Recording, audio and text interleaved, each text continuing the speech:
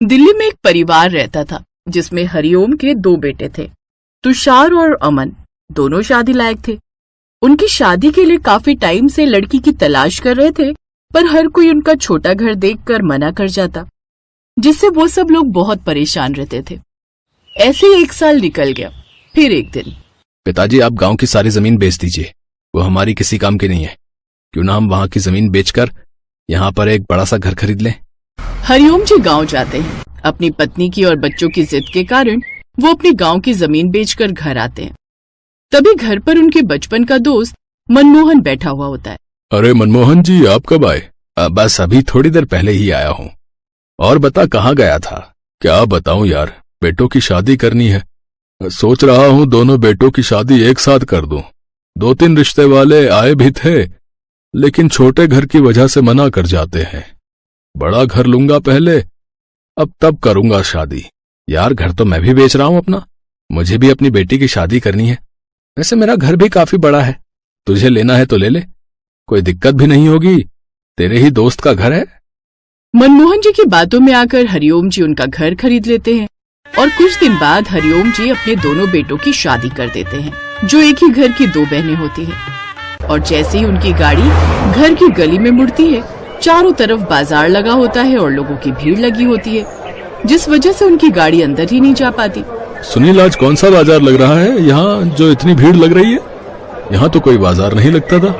अरे मालिक, आज से इस बाजार के लगने की शुरुआत हुई है। अब ये डेली लगा करेगा, सुबह 8 बजे से लेकर रात के 12 बजे तक। मालिक मेरी दुकान से ही दूध खरीदना, आपको सस्ता दूध दूंगा मैं।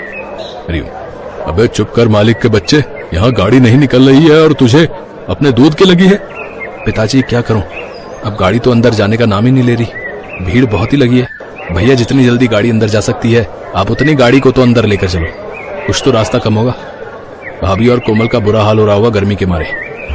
अमन से गाड़ी जितनी अंदर तक ले जाई जा सकी वो लेकर गया, पर अब बिल्कुल आगे भीड़ लगी थी, जिससे गाड़ी हिल तक नहीं रही थी। पिताजी अब इससे ज्यादा गाड़ी अंदर नहीं जाएगी, हम सबको यहीं उतरना पड़ेगा। विमला को अपनी दोनों बहुओं को बाहर गली में ही गाड़ी से उतारना पड़ा और उन्हें पैदल ही पूरे बाजार में से बाहर से घर तक ले जाना पड़ा, जिससे उन्हें बहुत ही दिक्कतों का सामना करना पड़ा। विमला अपनी दोनों बहुओं को भीड़ से बचाती हुई घर की ओर लेकर आती है। एक तो गर्मी और ऊपर से भीड़ ने तो उनकी हालत खराब ही कर दी थी। पहले ही दिन बाजार वाले ससुराल में बहुओं का ऐसा धमाकेदार स्वागत हुआ कि वो अपनी जिंदगी में कभी भूल नहीं पाएंगी। तभी बेचारी विमला, बहू तुम यहीं रुको, मैं पूजा की थाली लेकर आती हूँ।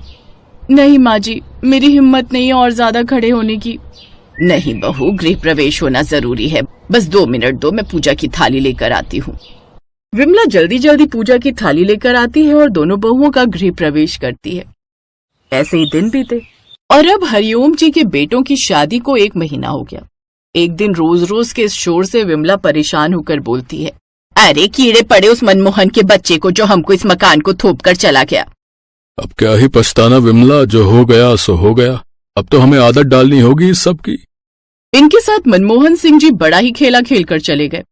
हरिओम जी मनमोहन जी की बातों में आ गए और इनका उल्लू कट गया था। माँ जी, मैं तो रोज रोज की आवाज से तंग आ गई हूँ, पूरी रात नहीं सो पाई मैं। हर 5-5 मिनट में कोई ना कोई कुछ बेच रहा होता है, कि टमाटर बेच रहा होता है तो कोई मूली बेच रहा होता है। बताओ अब रात के 11 बजे कौन ही मूली लेता है। माँ जी, सुबह होते के साथ ही दूध वाला, नाश्ते वाला, सब्जी वालों की लाइन लग जाती है। ऐसा लगता है कि किसी रेलवे स्टेशन पर बैठी हूँ।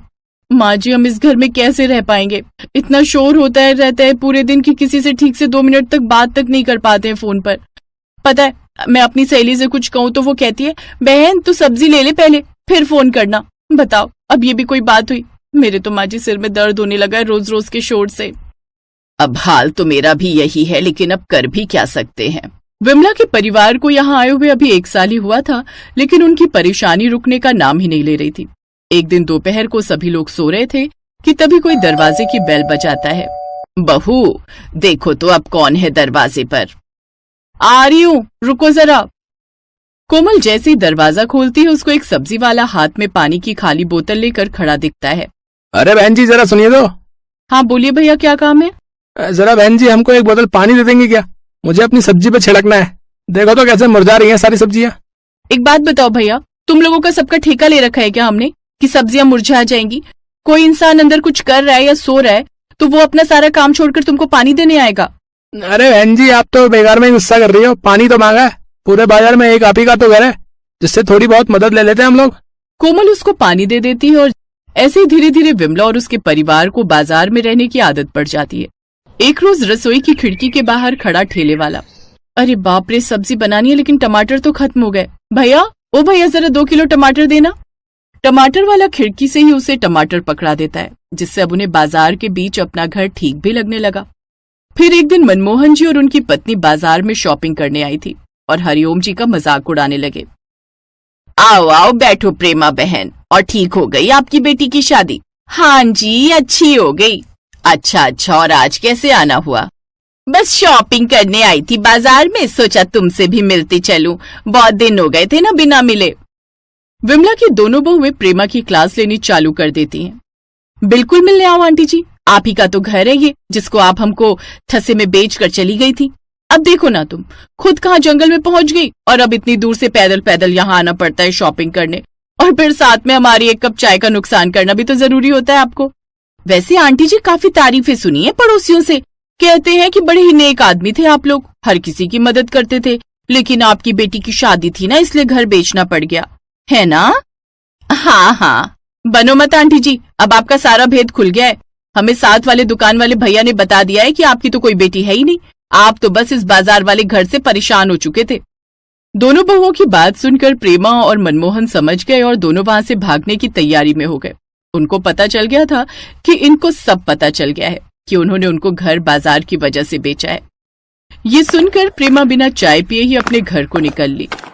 अरे आंटी जी, चाय तो पीते जाइए, जाते जाते भी नुकसान ही करके गई है हमारा। लेकिन धीरे धीरे अब उनको उस बाजार की आदत होने लगी। कुछ समय बाद जो चीज उनको परेशान कर रही थी, अब उनको उस चीज की आदत पड़ने लगी और वहां की आवाज और लोगों के साथ संबंध अच्छे होते चले गए। अरे बहन जी, आपका बहुत बहुत शुक्रिया, आपने मुझे अपने घर में टॉयलेट के लिए जाने दिया, नहीं तो जाने आज क्या होता, मेरे पित्त की थैली फट जाती। अरे कोई नहीं बहन जी, अब हमारा घर बाजार में और किसी को इमरजेंसी में टॉयलेट जाना हो तो उसके लिए इतना तो हम कर ही सकते हैं ना। मैं जब भी बाजार आती हूँ बहन जी, आपके घर जरूर आती हूँ, बस आज सोचा आपके लिए समोसे लेकर चलती हूँ, ये आपकी बहू के लिए कुछ समोसे लेकर आई हूँ। जी शुक्रिया। ऐसे ही एक दिन पानीपुरी वाला पानी मांगता है। लीजिए भैया, आज मैंने आपके लिए पहले ही पानी भर कर रखा हुआ है। आपका बहुत बहुत शुक्रिया बहन जी, आज से आप हमारे ठेले पर पानी पूरी फ्री में खाएंगी और मना नहीं करेंगे बिल्कुल भी। विमला और उसके परिवार वालों के रिश्ते बाजार वालों से अब घरेलू जैसे हो गए थे और कोई भी उनसे पैसे नहीं लेता था, और अब दोनों बहुएं बाजार के ससुराल में खुशी खुशी रहने लगी।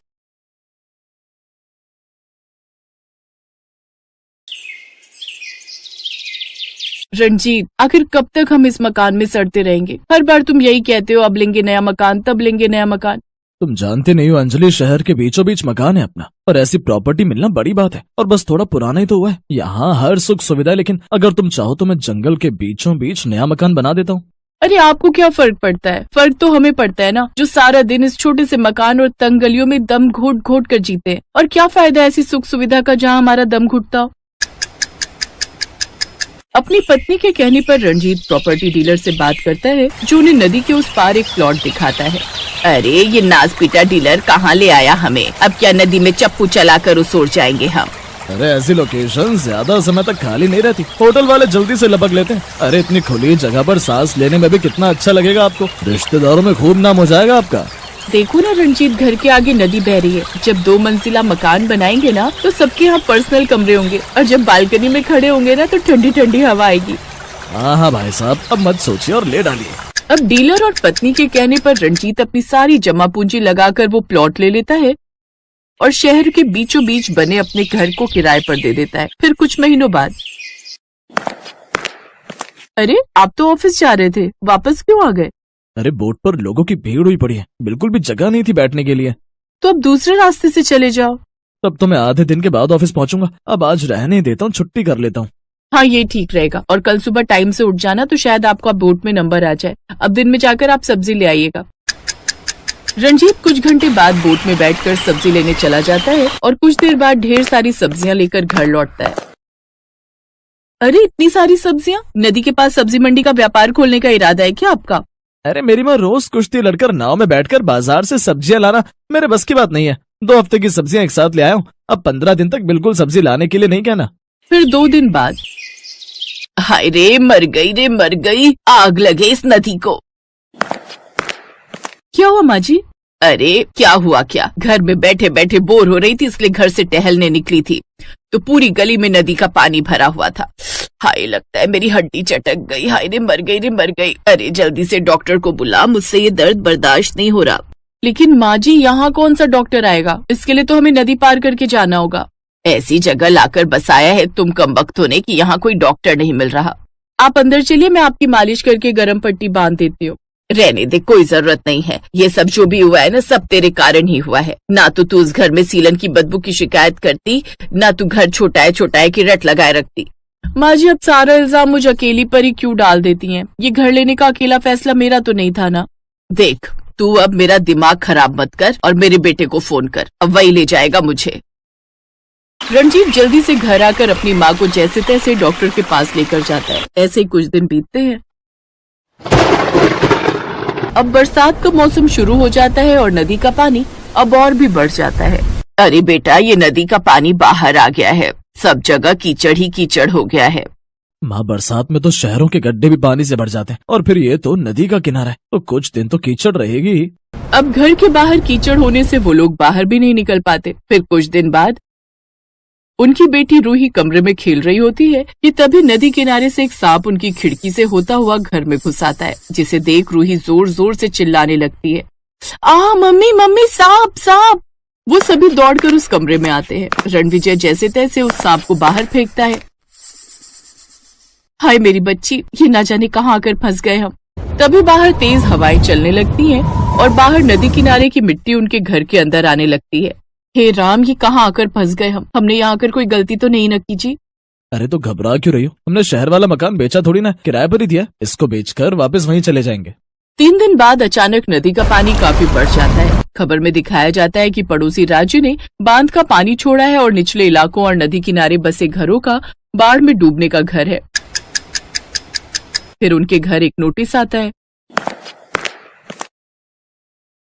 क्या लिखा है इसमें? माँ इसमें लिखा है कि हमें जल्दी से घर खाली करना होगा और अगर ये घर खाली नहीं किया तो पड़ोसी राज्य से छोड़े गए इस पानी से बाढ़ का खतरा बढ़ जाएगा और घर तक डूबने का भी डर है। और अगर ये घर डूब गया और किसी की जान चली गई तो इसमें सरकार की कोई जिम्मेदारी नहीं होगी। अरे ऐसे कैसे चला जाएगा? इतने पैसे लगाए हैं इसे बनाने में। माँ भी ये सब सोचने का वक्त नहीं है। जान रहेगी तो ही रह पाएंगे ना इस घर में। चलो हम सब अपने शहर वाले घर में ही वापस चलते हैं। हमारा राज नहीं चल रहा मैडम। पूरे 1 साल का कॉन्ट्रैक्ट हुआ है। अगर साल भर से पहले घर खाली करवाया ना किराएदारों से तो 1 साल का किराया हमें उनको देना पड़ेगा। अब जब तक टाइम पूरा नहीं होता हमें किराए पर ही कहीं और रहना होगा।